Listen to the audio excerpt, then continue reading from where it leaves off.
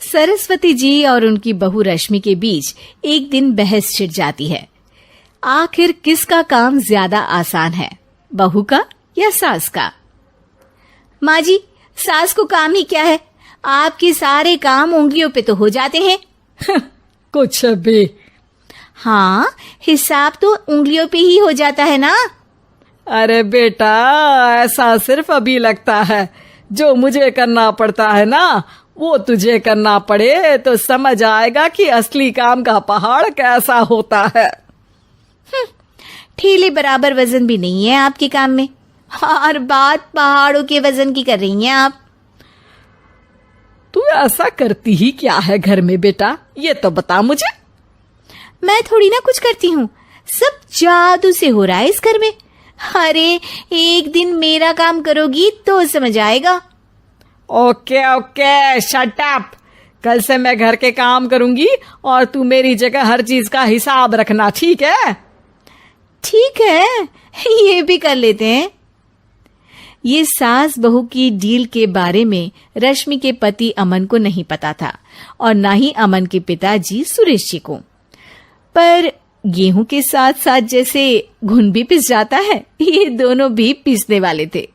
सुबह अमन उठकर रेडी होता है ऑफिस जाने के लिए, तो पता है उसके कपड़े नहीं निकले हुए हैं। अरे रश्मि, तुमने मेरे कपड़े नहीं निकाले? अपनी माँ से पूछो ना, उन्हीं का काम है ये। अमन अपनी माँ के पास जाता है। अब मेरे कपड़े आज आप देने वाले हो क्या माँ? हाँ, देना तो मुझे ही चाहिए, पर तेरी बहू ने कपड़े धोने ही नहीं डाले, तो कोई भी धुला हुआ कपड़ा नहीं है बेटा। हैं? ऐसा क्यों? कपड़े तो धोने आप ही देते हो ना माँ?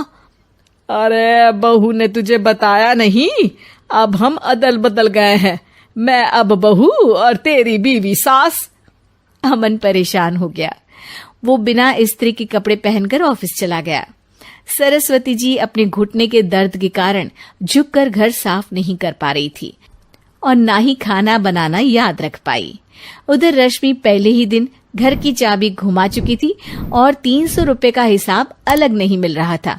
पर दोनों का ही घमंड कैलाश पर्वत से भी बड़ा था और दोनों ही खेमे एक दूसरे की बात मानने को बिल्कुल तैयार नहीं थे। शाम को जब सुरेश जी और अमन खाना खाने बैठते हैं तो सरस्वती जी उनके सामने गाजर और पपीते लाकर रख देती हैं। अरे माँ, ये क्या है? ख्याली पुलाव के साथ सलाद। माँ जी खाना बनाना भूल गई लगता है। अरे एक एक चमन्नी का हिसाब है मेरे पास, खाना बनाना कैसे भूल जाऊंगी? ये तो मैंने पढ़ा था कि फल फ्रूट खाने से सेहत अच्छी रहती है, इसीलिए ये ले, एक फल खा ले। रात को सुरेश जी और अमन अपनी मीटिंग बिठाते हैं अकेले में। बाबूजी, इनकी लड़ाई के कारण ना हमें ठीक से खाना मिल रहा है, उल्टा घर के सारे काम रुक गए हैं। हाँ बेटा, 2 भैंसों की लड़ाई में बेचारे खेत के पौधों का भी नुकसान हो रहा है। पर पापा, क्या बताऊं आपको, मैंने माँ को इस महीने की 2 तारीख को बिजली के बिल के पैसे दिए थे। आज बिल भरने के लिए मांगने गया तो पता चला कि रश्मि उन पैसों से गैस सिलेंडर ले आई। अच्छा, तो सिलेंडर के पैसों का क्या हुआ? अब सिलेंडर के तो कोई पैसे नहीं थे बाबूजी, हमारे घर पर गैस की पाइपलाइन लगी है ना। बेटा, इन दोनों का कुछ करना पड़ेगा, नहीं तो अपने घमंड के चक्कर में पूरा घर बर्बाद कर डालेंगे ये दोनों। अमन और सुरेश जी काफी सोच विचार के बाद एक निष्कर्ष पर पहुंचते हैं। रात ही को दोनों अपनी पत्नियों की अलमारी से नई साड़ी निकालते हैं और सुबह जब रश्मि और सरस्वती जी उठते हैं तो देखते हैं कि दोनों पति साड़ी पहनकर चढ़ाव पर सब्जियां काट रहे हैं। अरे ये सब क्या हो रहा है? क्या हो रहा है मतलब? आप दोनों अदल बदल हो सकते हो तो हम क्यों नहीं? अरे क्या मतलब? नहीं नहीं, मेरी भी बचपन से किसी की बहू बनने की इच्छा थी, तो आज से सरस्वती तुम बड़ी बहू, मैं मिडल बहू और अमन छोटी बहू। अरे लेकिन सब घर पर बैठ जाएंगे तो कमाएगा कौन? ये घर कैसे चलेगा? अब वो तो भैया या बाकी लोग जाने, अब हमने भी अदल बदल कर ही लिया है तो कुछ नहीं हो सकता। रश्मि और सरस्वती जी को समझ में आ जाता है कि उन दोनों की आपस की डील की वजह से इन दोनों को बहुत तकलीफ हो रही है और उनके ईगो ने दूसरों को कितनी यातनाएं दी है। अब असल में माँ जी आप सही थी, सास बनना बहुत मुश्किल है। अरे हाँ बेटा, और तू भी, मुझसे तो नहीं हो पाया सब घर के काम, वापस बदल ले क्या?